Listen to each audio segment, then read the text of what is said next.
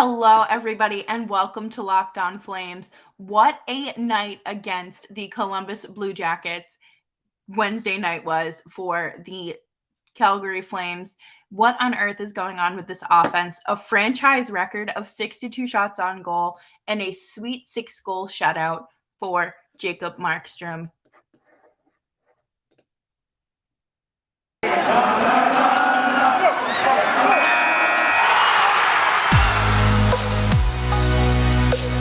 You're Locked On Flames, your daily podcast on the Calgary Flames. Part of the Locked On Podcast Network, your team every day.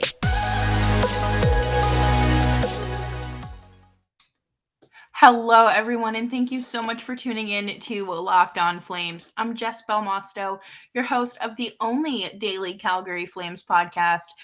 Just for those of you who don't know me, I am in charge of PR over with the Metropolitan Riveters, and I do a lot of writing about hockey as well. If you are new here, hello, thank you so much for making Locked On Flames your first listen of the day. Make sure that you are subscribed to Locked On Flames wherever you get your podcasts, and of course on YouTube. Also, it's free, but I'm wearing these blue light filtering glasses because I have horrible headaches when I'm looking at my screen all day. And if the glare is too much for those watching on YouTube, please let me know, and I will make some adjustments. But the Flames leave their offensive struggles behind and are now outscoring their last two opponents 13-1. Oh my God. I did not expect the game against the Blue Jackets to go the way that it did. If you listened to the episode where I had Jay from Locked On Blue Jackets on, you would know that we both predicted it to end up going to overtime and being like a 4-3, 3-2 game. But Markstrom earned his sixth shutout of the season last night, and I just cannot get over the way that this team is starting off the year. They're turning, I should say the second half of the first month of the year, because the first week of January was not pretty to this team. But Backlund snapped his drought. He had not scored since November 21st in Boston, and he opened the scoring up in Columbus. Andrew Mangiapane, who I had talked about on the show yesterday as being one of my players to watch, ended up setting a new career high goal for the season goal. I can't get that sentence out. He's sitting pretty at 19. And if you go back and listen to yesterday's episode, you'd know that I had talked about the whole second line being my player to watch, because I felt like they needed to get their offensive momentum going again. And then Coleman had an assist on the first goal from Backlund, and then Mangiapane had his goal, and they looked great. And I'm going to be entirely honest with you. I fell asleep during the first intermission because your girl is tired. So, that was the last East Coast start of the season, and I don't know what I've gotten myself into this one with this with this team. But Matthew Tkachuk also had two more goals. This kid can't be stopped. Johnny Gaudreau had a 3-point night. What more could you possibly ask for when it comes from this team?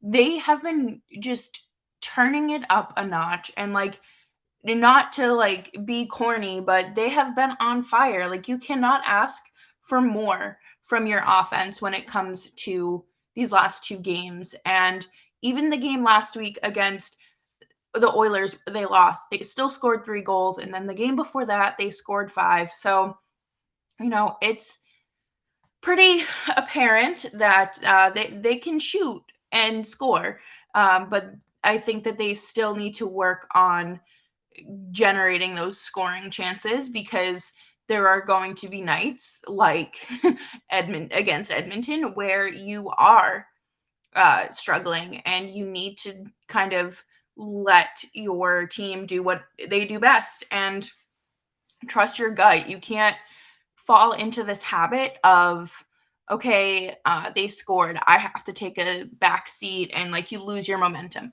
That is where this team tends to struggle, but I'm hopeful that we've kind of gotten over that hump and we can move forward and past that, because we we don't really have a choice anymore. We don't. We need to just be big boys and start to not let them steal our thunder.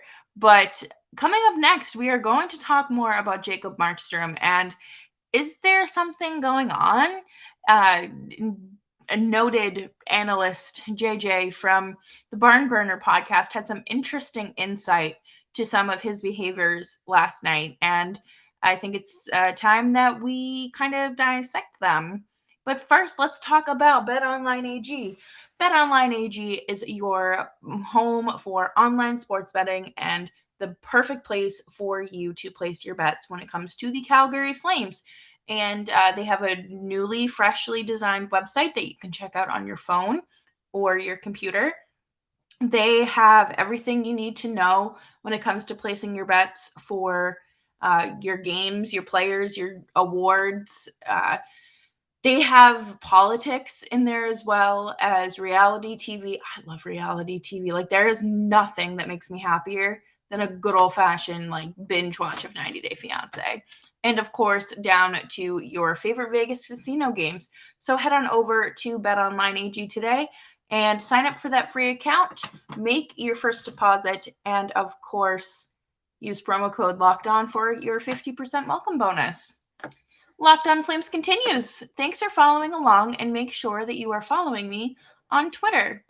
And I just flashed it across the screen here on YouTube, so it'll be up for the remainder of the show as well. In case you need a reminder, it's JESSBELMOSTO. Jacob Markstrom, he was giving me all sorts of anxiety last night when he was leaving the crease.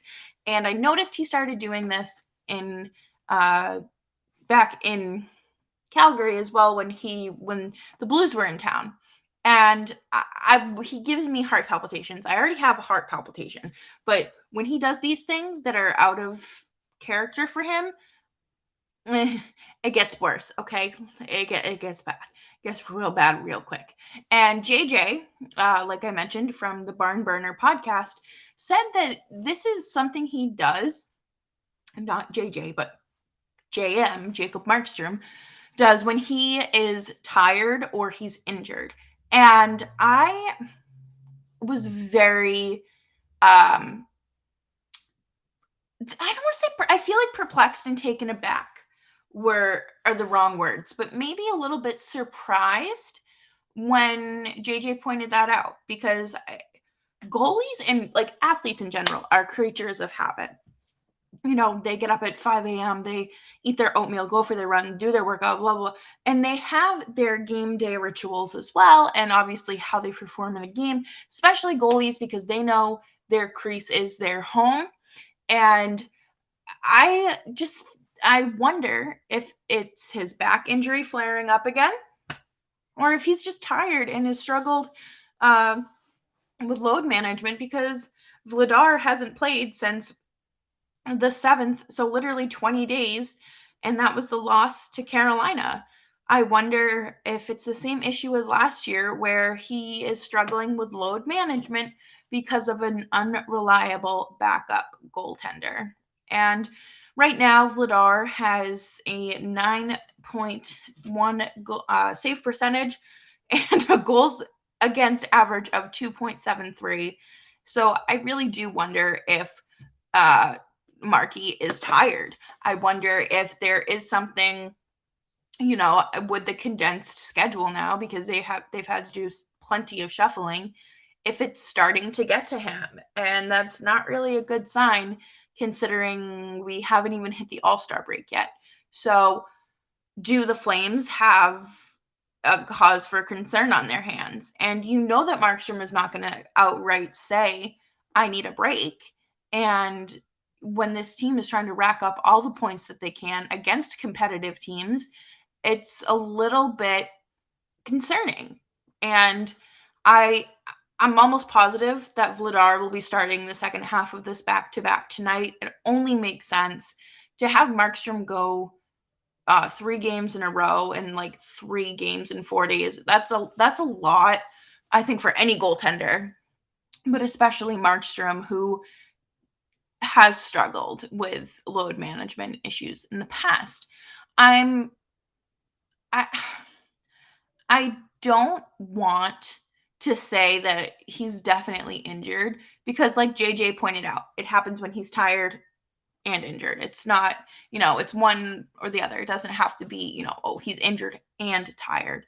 But it would make sense if he's tired because at the same time, I don't think an injured player could be making the killer saves that he's making on the consistent basis that he's doing it. And I am very interested to see how they split up the load management as the season rolls on.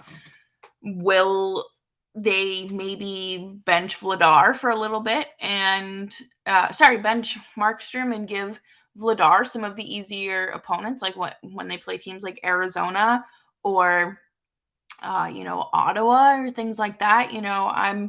I'm interested to see what Sutter has up his sleeves because I'm not sure how many more games they play against like Seattle or Vancouver, but I could see Vladar getting starts in games like that. I think that those are games that you can have Marky relaxing. I don't think that it's a giant red flag just yet. Hopefully the All-Star break, which is next week, my God, is going to do him some good. Hopefully, if he's going on vacation, he can relax and not have to worry about his game for a little bit. I mean, I know when I'm on vacation, the last thing I want to be worrying about is work.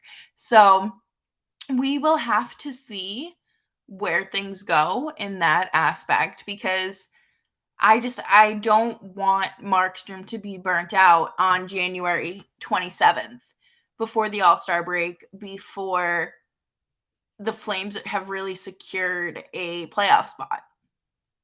I think that things are going to be shaking out over these next few weeks, especially as we roll through February. Oh, what could have been with the Olympic break? Oh, what could have been. But, we will just have to keep working through that. And obviously, there's a bigger issue at hand there in terms of injury management and how we've seen players just kind of become a pawn in a business. And I really don't want to get into it because I don't think that it's necessary because I'm 99% sure that the Calgary Flames medical team is one of the best in the leagues, and the ownership in this aspect of it takes pride in their doctors and medical staff. So I'm sure he's fine, and he's not just injecting Toradol before games and things like that. But I'm hoping that tonight he gets his rest, and I'm sure they have like hot tubs or something. I don't even know what's wrong with him. I'm just assuming it's his back. You know what makes a great heated blanket, or what makes a great heating pad? This is just a complete side note. A heated blanket. If you have like back pains or like you shovel your driveway and your entire body is sore, lay your heated blanket down like over the bed and lay on top of it. Oh, there is nothing like that. I swear, it is wonderful. And maybe that's what Jacob Markstrom needs, is just a $30 heated blanket, and that will solve all of his problems. So that's just something to keep an eye on moving forward. Did anybody else notice that he was leaving the crease a lot? And I thought at first it was just me being anxious, but then everyone else was tweeting, "Get back in the crease, so help me God." And coming up next, we are going to talk about 3 things the Flames absolutely need to do against the St. Louis Blues in order to have a successful game. Thanks for tuning into Locked On Flames, and make sure that you are subscribed wherever you get your podcasts and on YouTube as well. It is very easy to look at Tuesday night's game and say, or Monday night's game rather, and say the Flames can repeat this. The Flames should not be repeating 7-goal games, okay? They should not. Um, if they are, that is a cause for concern because something is going wrong on the other team. And thank you very much for those 2 points, St. Louis. But I want to watch like a little bit of a competitive game. And I expect tonight to be that against St. Louis in St. Louis. Matthew Tkachuk's hometown. I'm sure Keith and Chantel are there, and probably not Taryn. Taryn's probably back at school, but I think that they just need to play a good 60-minute game. I don't think it needs to be one where the intensity has to be turned up to like 150% through the entire 60 minutes in order to win. I think that they just need to get comfortable in that first 10 minutes of the game and set the pace and set the tone for the game and just keep that momentum going. I certainly expect St. Louis to have a bit of a chip on their shoulder because no one wants to lose 7-1. No one wants to lose like that. And then to be chirped at by the Flames Twitter account. You gotta, bruised egos, not always fun in hockey. But the Flames need to play clean hockey because the Blues penalty kill or power play is ranked like second in the league. So, they do not give them the man advantage. I swear to God, do not give them the man advantage. That will not end well for the Flames. And most of St. Louis's goals were coming on when they took dumb penalties or were just coming back from taking dumb penalties. Eat that up. Make them take those penalties. Are you kidding me? Just do it. Play down to their level in that aspect where they're gonna, try to make you take them, but be like, no, I'm taking them. And I think that because this is a second half of a back-to-back, I would be I would be shocked if they have a lot of energy going into tonight. I just would. It's the second half of a back-to-back, and I want them to play a smooth 3 periods of hockey. But you know what? If we get 2.5 periods out of them, I will be happy. And this is just one of those games where you have to manage your expectations, and especially with how good Zadorov and Goodbranson have been playing. Like, Goodbranson had a goal the other night. Like, we can only take so much, okay? But it's going to come at a cost. And if you lose to St. Louis in St. Louis, that's fine. Like, I don't want us to get comfortable with losses, especially for a team that plays so well on the road. But I do have to wonder, if it's going to be one of those games where they're going to crap the bed after 20 minutes or after 40 minutes, or if they'll even show up. I think that they will show up. I think we can obviously, expect good games from Tkachuk and Gaudreau. I think they're both riding incredible highs right now. But I just want everyone to kind of understand that this is where the team's at. Like, this is the second half of a back-to-back. Third game in 4 days. It's okay to lose. And, obviously don't make it a habit. But again, as Gabby Hanna once said, manage your expectations. And I need to manage my expectation with this because I think that I'm a little too hard on the defense sometimes. But the defense needs to be present and aware. I still think St. Louis is going to come out guns a-blazing. They have something to prove against Calgary. Calgary does not. Um, I think that Calgary is going to live rent free in St. Louis's head for a very long time. And especially after being humiliated like that and humiliating their coach to putting his mask on because he kept taking it down. And I'm pretty sure someone from the Flames organization had finally said, like, dude, put it up. Like, this is a rule. So I will be interested to see how that goes. I think the Flames, are just going to ride this one out. I don't think that this is necessarily going to be an intense playoff atmosphere game solely because it is the second half of a back-to-back. This is one of the times where I hope I'm wrong. This is one of the times where I hope I'm wrong. And we'll talk obviously more tomorrow about, the outcome of this game and how I hope I'm wrong and that the Flames win. But there's only so much I can do in terms of predicting, especially when this team is giving you all sorts of crazy energy and vibes. But, tune into tomorrow's show for the post-game reaction and, of course, winners and losers of the week. It's Friday. We're going to wrap up one heck of a week. And what did I tell y'all? I told you that once the Flames start playing on a consistent schedule, you will see them succeed. I was right, and I hope I'm even more right tomorrow. So, again, thank you all so much for tuning into Locked On Flames, and I will catch you tomorrow for our winners and losers of the week. Bye-bye.